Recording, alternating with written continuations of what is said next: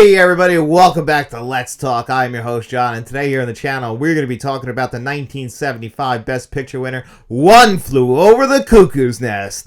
And we're going to be talking about its brand new Warner Brothers 4K Blu-ray that just came out. But before we get into that 4K Blu-ray review, I always like to give a quick film review, and today is no different. So if you don't want to know anything about the film One Flew Over the Cuckoo's Nest, and you just want to find out about that quality of the 4K Blu-ray, you guys can skip ahead right now. So actually, David and I, aka Shamrock Balls, did a full-blown breakdown of this film about 9 months ago. It's about an hour-and-a-half long video. If you guys want to check that out, that's where I really explore my full thoughts on this movie. So I'm going to really direct you guys towards that. This will be more of a shotgun review, a little bit of a shorter review, just kind of looking back on the film and how I felt about it watching it again last night for about the 15th time. So if you guys want to check that out, you guys can. But anyway, this is the 1975 Best Picture winner. It is directed by Milos Forman, who's directed quite a few Best Picture winners, I guess a couple Best Picture winners, but he directed this film based on the 1962 book. This one stars Jack Nicholson, Louise Fletcher in the main roles,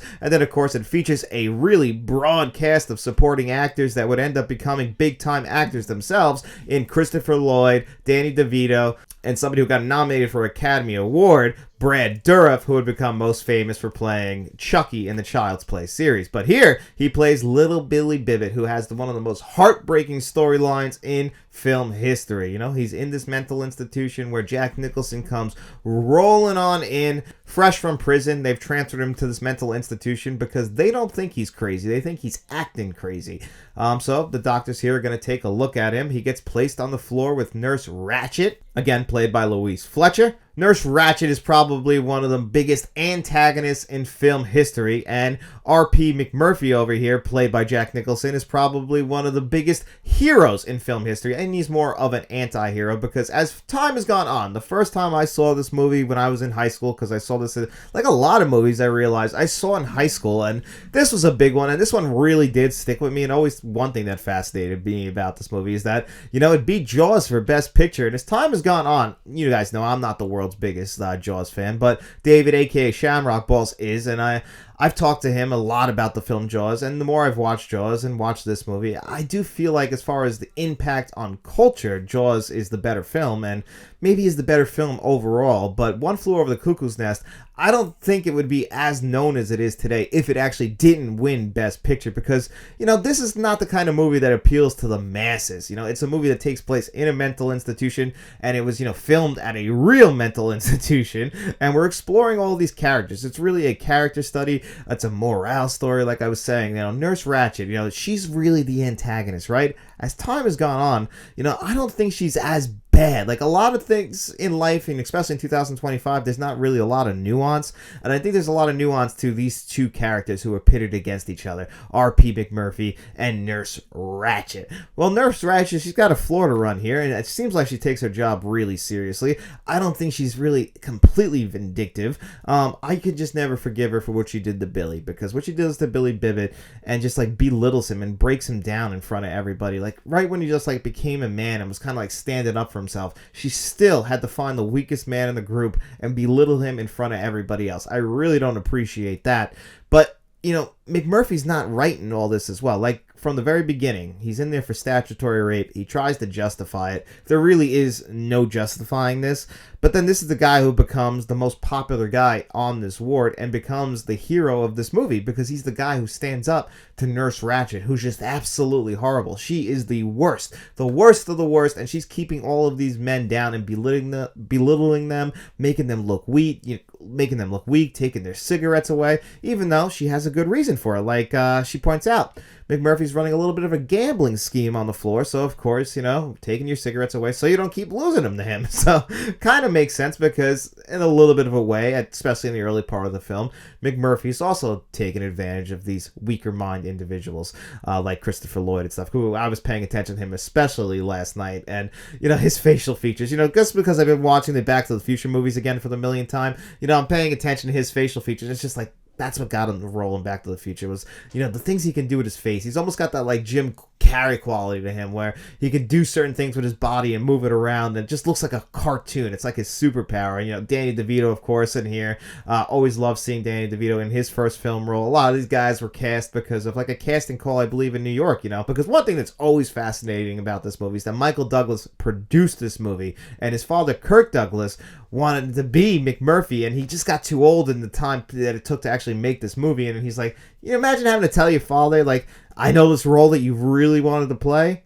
You're too fucking old now, man. I'm sorry. We got to move past you. And Jack Nicholson waiting in the wings over here, just coming off of Chinatown. How do we say no to that? And really, you can't, because it is one of Jack Nicholson's best performances, and really, he's going to stand out. And of course, it's Jack Nicholson, so why not? But everybody else around him is also just doing a fantastic job, and that's why this movie won Best Picture, because it just checks so many boxes as far as quality goes. Still stands the test of time 50 years later. It's one I can highly recommend to you guys if you haven't seen it. And if you do want to check it out, maybe you want to check it out in this 4K Blu-ray that just came out.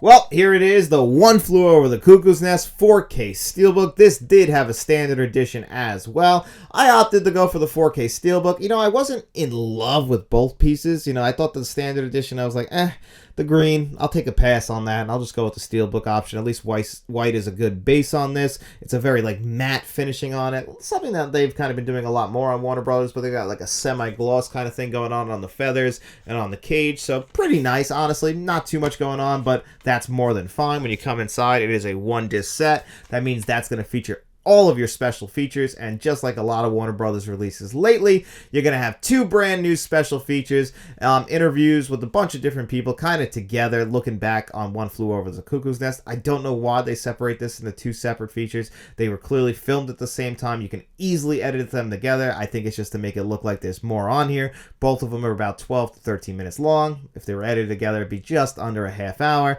But it's fine. Those interviews are cool. I mean, Christopher Lloyd and Danny DeVito are there. Definitely appreciated that. It also features the old One Flew Over the Cuckoo's Nest documentary. I don't know when that was filmed, but it looks like it was filmed quite a long time ago. All these actors are a lot younger than they are. Even Michael Douglas, it looks like late 90s, because it looks like that's the game Michael Douglas in there. So maybe they filmed it, maybe 05 then? I don't know. Maybe they filmed it in 2000. I'm just guessing here, just spitballing. And it's got that on there. It's, of course, very well done. And it's got the deleted scenes as well. So nothing really too special, but I do appreciate Warner Bros. At least giving a little bit of an effort, even though it's more of like a half-assed effort. It's just the same exact effort they've been doing on all of their 4K Blu-ray releases. It's special features, but it's not really that much. But hey, it's better than a lot of studios are doing, so I commend them for that. And then as far as the audio goes, it's a DTS HD Master Audio 5.1. I'm not entirely sure if it's the same one that was on a previous release, because this is the first time I've ever owned this movie on physical media, so I really had nothing to compare it to other than the streaming services that I've watched them on in the past. So, for me, obviously, the audio is improved just because of the fact it's playing through my sound system, and, it's on an uncompressed disc. So it was more than fine. This is a movie that relies mostly on dialogue. It's a dialogue-heavy film. Not much action in there other than, like, breaking a window and a couple of fist fights. So it's something that, as long as the dialogue comes in crisp and clear, as long as that beautiful score sounds good when you need it to, then it's a more than fine audio track. And then the visuals. This is where things really stand out, because I was actually worried about this 4K Blu-ray, because one thing about this movie, it's very 1970s. It's a very soft-looking, very warm-colored, very much a 1970s film. It's not a very colorful movie at all. It takes place for the most part in this mental institution, other than one little trip on the outside where you get a yellow school bus, so that does stand out. But, in a hospital, very muted colors, off-white, everyone's kind of wearing white, but when there's some colorful stuff, it's going to stand out, but it's not something that's supposed to look very vibrant. I would say that the colors in this 4K Blu-ray, which are HDR10, which is pretty standard for Warner Brothers. Sometimes we get Dolby Vision, but not all the time. And one thing that they did point out is how the restoration was done. And I think it said it came from a 2001 work print, and it's of a 35mm scan, so that's pretty cool. I like it when they point out how the restoration was done before the movie starts, just to show you that they really put some effort into this, and they really did put some thought into this, because it doesn't look like a different film. It just looks like they went in there. It's much sharper, but still maintaining the soft look of the movie, because this is one you didn't want to hurt it. You didn't want it to look like a different film, and it doesn't. It still looks like a 1970s film. I would say it's like slightly under the quality of those Warner Brothers Clint Eastwood movies that came out earlier this year on 4K Blu-ray. Dirty Harry and The Outlaw Josie Wells came out in the same era as well. I would still say that those 4K Blu-rays, as far as the visuals go, look a little bit better than this, but that's not to say that this doesn't look fantastic, because it really does, and I can't imagine it looking any different, and I don't know if I would want it to look any different, because again, this isn't something that should be very colorful, so I kind of like that it maintains that muted look that it always had, while your eyes still will get drawn to certain things, because it's still beautiful looking 4K. Like, you'll get drawn to like things on the floor, things on people's shirt that maybe your eyes didn't catch before, because now it's just a little bit more bold, I would say. So I definitely think it's a great looking 4K Blu-ray. I'm a little disappointed that we didn't get really an upgrade to the audio, and I'm not a big fan of just getting the 4K Blu-ray disc in here, but they do kind of price it fairly. You get the digital code. So overall, I think it's a very quality release for one of the greatest films of all time. It is a Best Picture winner. It deserves to get the full treatment.